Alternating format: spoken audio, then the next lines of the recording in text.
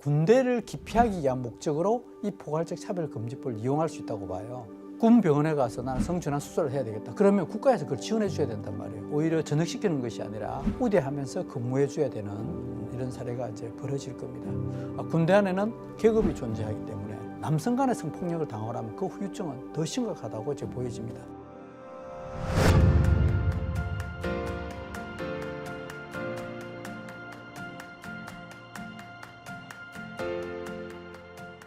지난 1월 달에 포천에 근무하는 남군 변호사가 내가 트랜스젠더 수술을 했는데 계속 근무하겠다. 근데 이제 군에서 강제 전역을 시키면서 우리나라 전체 군대 병력 업무와 관련해 가지고 나라를 떠들썩한 사건이 있었습니다. 국군의 규정이나 국방부의 규정으로서는 그 신체 손상 되었기 때문에 그 정령되는 건 당연하고요. 그런데 이제 이번에 포괄적 차별금지법이 통과되고 나면 이건 당연히 전역시킬 수가 없습니다. 왜 다른 사람은 근무할 수 있는 나는 차별 못하게 하느냐 해가지고 차별받았다고 국가인권에 진정을 하면 국가인권에서 당연히 그거에 대해 차별받았다 그래가지고 이행강제금부터 오겠죠. 그래서 자기가 근무하고 싶은 곳에 근무를 배치를 시켜줘야 되는 겁니다. 그리고 진급도 나중에 해줘야 되고요. 오히려 전역시키는 것이 아니라 우대하면서 근무해줘야 되는 이런 사례가 이제 벌어질 겁니다.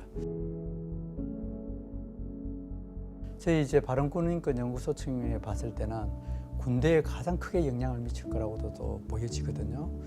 왜 그런가 하면 먼저 포괄적 차별금지법의 정의를 조금 하고 싶어요. 차별금지라는 그 항목 때문에 많은 사람들이 현혹되고 있는데요.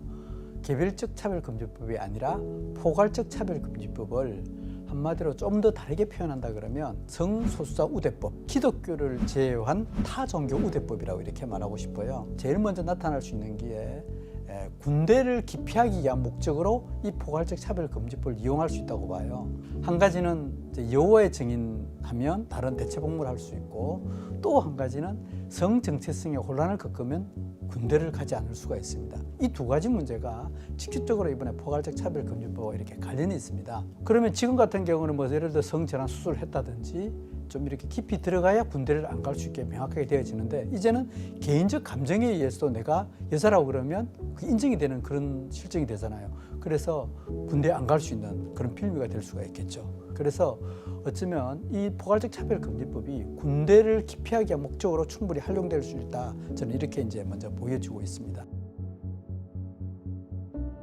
지금은 오히려 성소수자라고 하면 우대받을 수 있게 근무할 수 있는 조건이 이 포괄적 차별금지법으로 형성되다 보여집니다. 예를 들어서 지금 포괄적 차별금지법 15조의 교육훈련 분야, 16조의 배치 분야, 17조의 진급 분야 이렇게 되어 있거든요. 이 부분에서 어떤 성별 등이나 어떤 특정한 영향, 어떤 요소에 의해서 차별받으면 안 된다라고 이렇게 규정되어 있단 말이에요.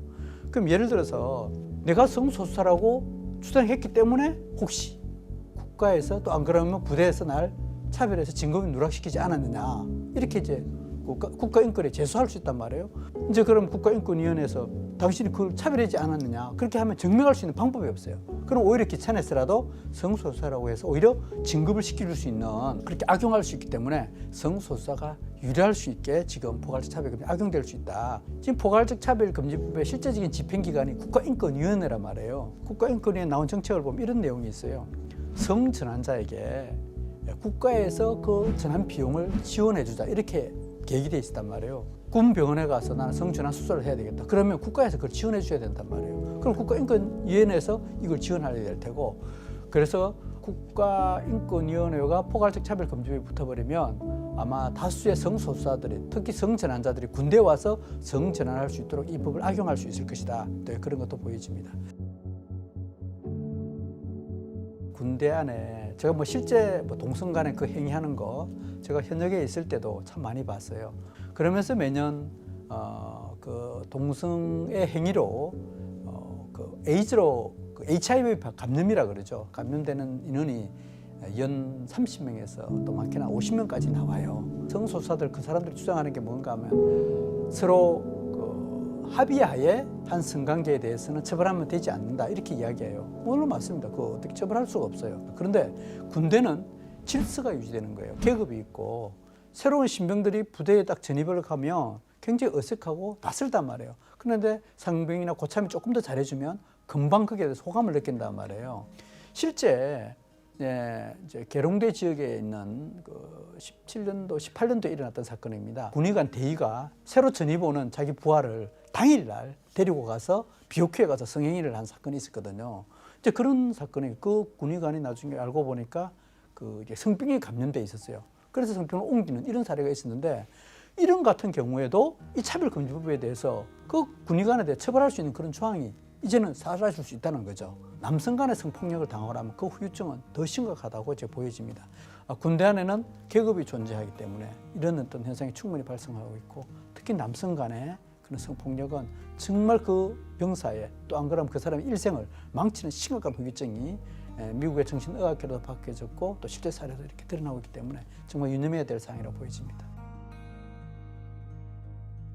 제일 두려운 점은 군대는 생명을 다루는 집단입니다. 저도 군 생활하면서 나라와 민족을 위하여, 국가를 위해 충성한다. 군인의 특징은 내 자유를 잠시 담보하고 내 생명을 내 국가와 내 민족과 부모를 위해서 헌신한다는 그런 숭고한 마음을 가지고 근무를 해요. 그러면서 군대 안에서 할 때는 특히 신앙, 특히 종교활동이 꼭 필요하다고 보여집니다. 이 포괄적 차별금지법이 들어오면 가장 먼저 위축될 부분이 바로 이 부분입니다. 종교 행위를 교회 가자라고 건강한 모습으로 건전하게 이야기했는데도 저 종교 없는데요?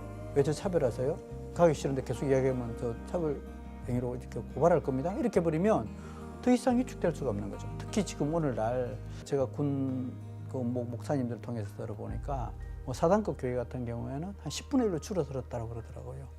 그러니까 너무너무 안타까운 거죠. 그래서 포괄적 차별금지법의 가장 큰 영향력은 먼저 종교 및 선교 활동이 위축될 것이다.